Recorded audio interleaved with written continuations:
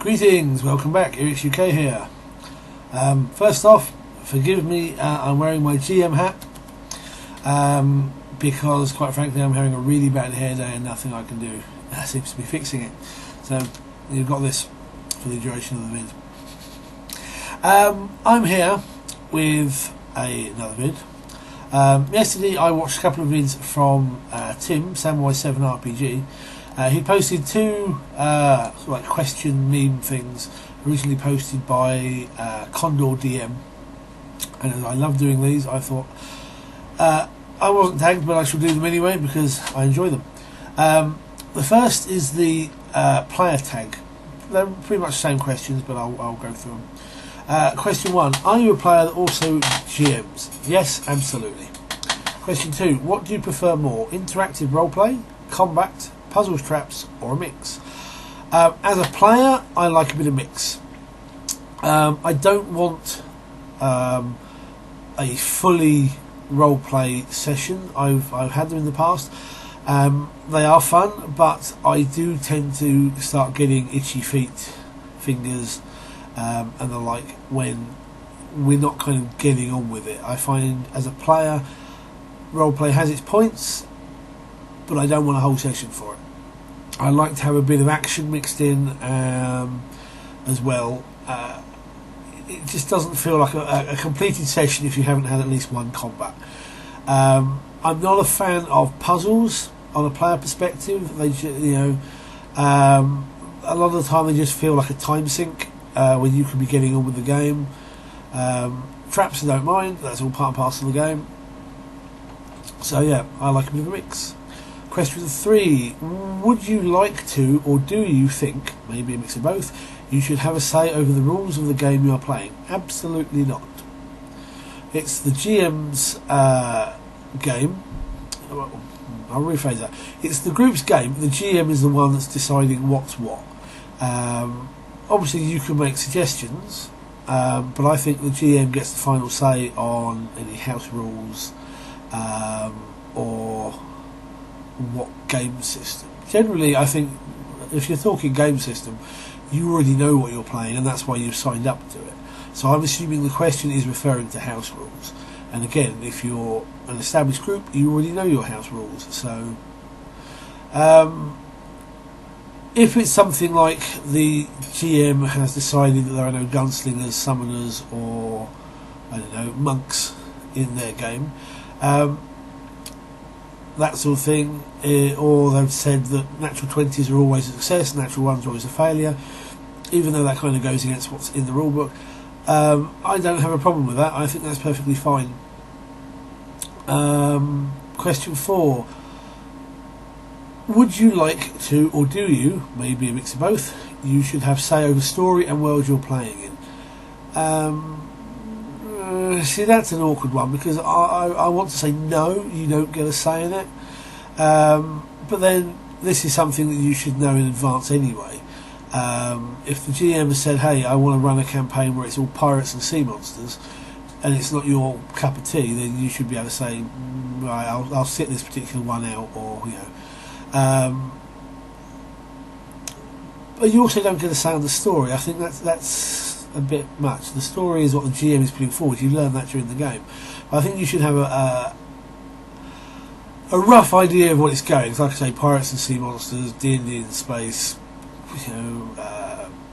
Planescape, and so on and so forth.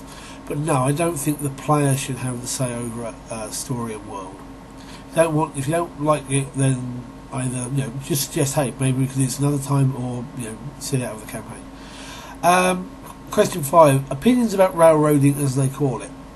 Okay, if we're talking railroading as the campaign goes from point A to point B to point C to point D and so on, with no interaction or room for manoeuvre, that's a bad thing. I happen to like railroading in the style of your typical campaign or adventure path, where it does go A to B to C to D and so on, but there's wiggle room for the players to go, hang on, well, we've heard about this guy, let's go and research him, or we've heard that something or other was taken from this old dungeon, why don't we go and have a look? It's not written into the scenario or the campaign, but the players can go off and do that, and the GM can then steer them back, and and maybe even give them something else that wasn't written into the campaign. That sort of railroading, and I still consider that a railroad because it still goes from A to B to C, is fine. Question 6. Thoughts on campaigns and one-shots. Do you prefer one more than the other, or fine with either? I prefer a full-on campaign. One-shots are great for things like Halloween or a Christmas, sort of get-together, something like that, or when the rest of the group can't make it and you've only got 3 or 4 of you. That's fine, but I would prefer to play a full campaign where I know what I'm doing, I can focus on my character and so forth. I generally think they're more fun anyway. Question 7. Do you have a favourite spell casting system? Please mention the game it comes from. I actually like the spontaneous casting system that the D20 system uses, where you have so many spells of a certain level and you can cast so many of them a day, but you haven't got to basically pick slots for them. You just go, right, I need a mage armor or a magic missile or a ray of frost, boom, and you just cross it off the number of use per day. I like that. I have no problem with advancing magic system Pathfinder or D&D uses, but I much prefer just going, right, I've got these spells and I know what I'm doing with them. Anything else I just buy scrolls and wands for. I was about to say then that it's an awkward question because some game systems are very different. If you take the magic system in Call of Cthulhu, it fits the setting quite well for it, I think, up to a point. So I think it all comes down to what you're doing in the game as well, or the game you're playing. But if I had to pick a very specific spell system or magic system, it would be the spontaneous version, Sorcerers and Oracles from Pathfinder. Question 8. What's your favourite timeline / genre? Example, World of Darkness, D&D 3.5 or Rifts. My favourite genre is definitely fantasy.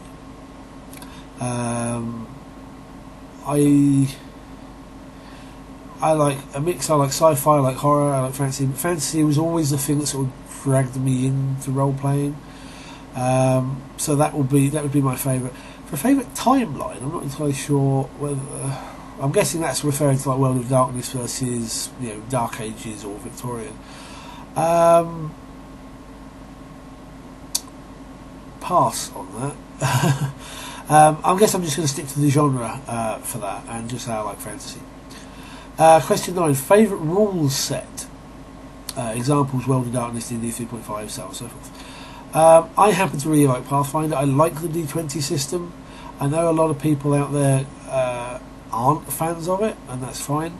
For me, though, it didn't take long after the release of 3rd edition for me to decide that the D20 system was perfect for Dungeons & Dragons, and is, I think, fairly perfect for a lot of how I view fantasy role-playing.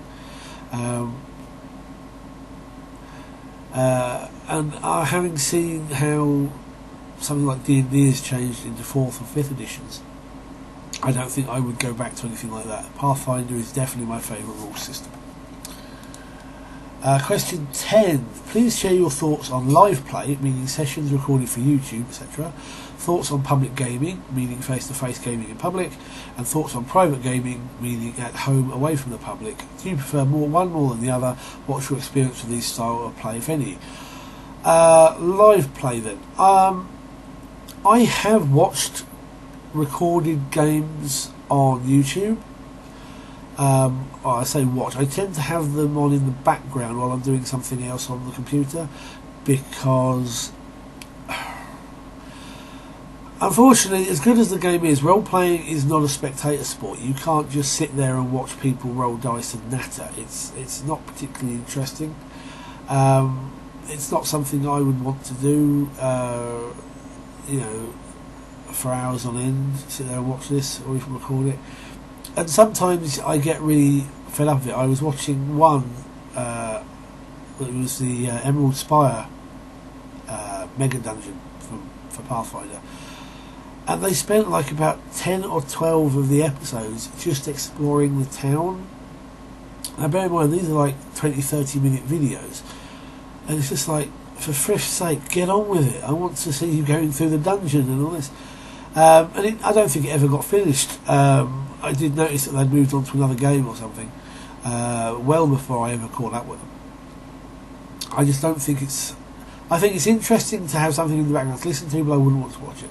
Public gaming, face-to-face gaming, the closest I've ever come to that was playing at an old game store. Sometimes you'd end up with more people turning up than you could handle. We did actually have to put a table up outside and role play pretty much on the street, and you got some funny looks and a few obnoxious comments from, well, younger people who think they have better and more important things to do with their lives, such as go and get drunk and drive really, really fast.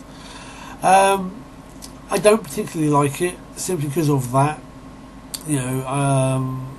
Having people stop and sort of like stare at you and wonder what you're doing isn't particularly conducive to the gaming experience for me. The closest I would like to really come to that is if we had a really nice, warm, sunny, Saturday afternoon, and we could get everybody together, sit out in the garden, a couple of beers and play outside, would be really nice. But that's about as close as I want to get to it. Private gaming, I think, is just the way forward. You're around someone's house or you're in your own house. It's you haven't got the hassle. Question 11. Any movies, TV shows or novels, etc. that you would like to either see ideas stolen from or made into a game? Maybe both. To be honest, no, not really. I don't think anything really sort of like grabs my attention on that.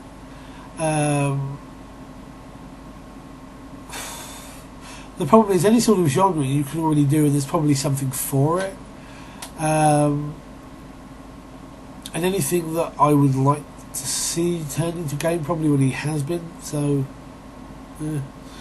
12. Negative things other players do that ruin your experience with this type of gaming. Also, why does this stuff spoil it for you? I don't like players who over-optimise.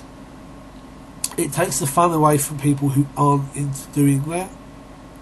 I've experienced that where you have players who, for example, in Pathfinder, just what we call grapple monkeys.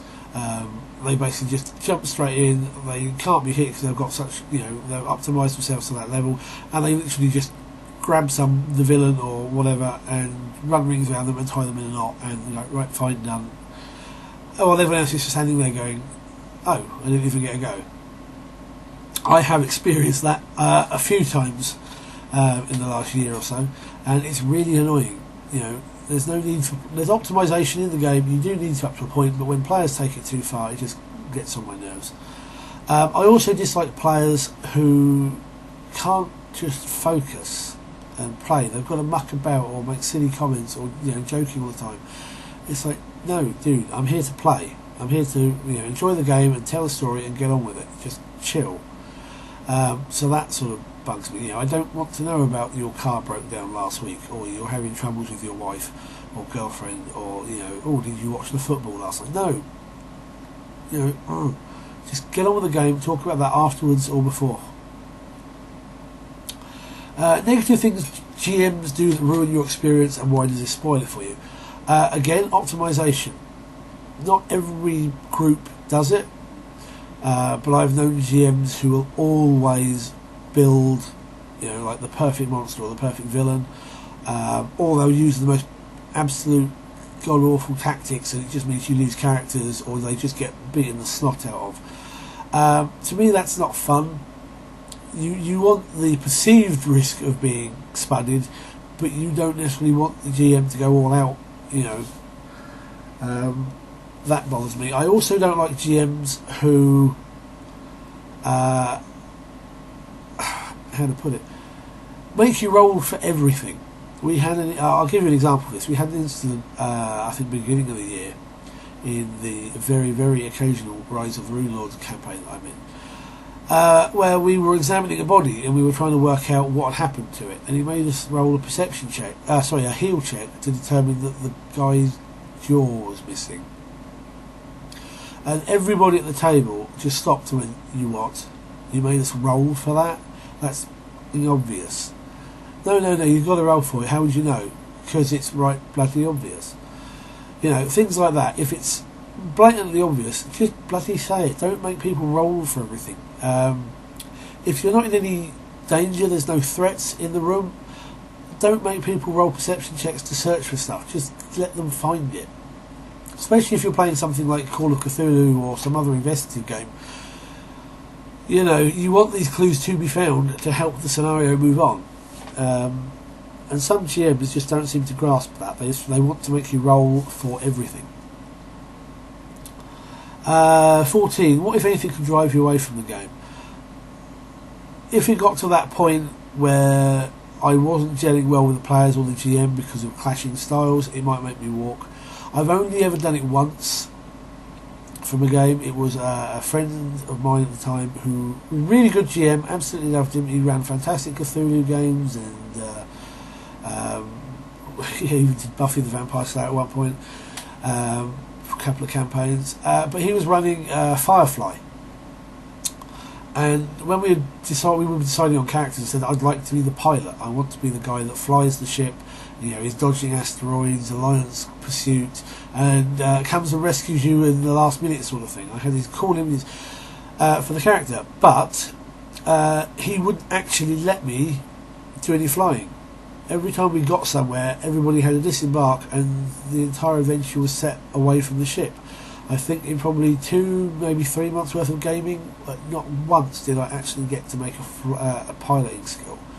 And the one time I tried to insist that my character should stay on the ship, just in case something went wrong, pretty much the GM vetoed it and it forced me off of the ship, because otherwise I was going to do nothing for like 3 sessions. Which is what made me just go, look, this isn't going to work. If I'm not going to get to do what my character was built to do, there's no point me playing. You know, and I walked. 15. What got you playing this type of game? I'm assuming that means role playing. Part of it, to make a long story short, was as a kid I'd always had an interest in monsters, supernatural, anything like that. And when I learnt about D&D, I was probably about 8 or 9, to be honest. And it kind of really hooked me, but it wasn't until I met someone when I was in high school in my teens who actually played that I was actually able to get into the hobby. And from there it's just sort of blossomed. And then question 6 is, who are you attacking? Or anyone that wants to, basically. I'm not going to pick favourites or anything. I would like to see your responses. I'm sure that CondorDM would as well. So that is the player tag video. Give me a few moments and I shall have the GM one up as well. Until next time, take care and good gaming.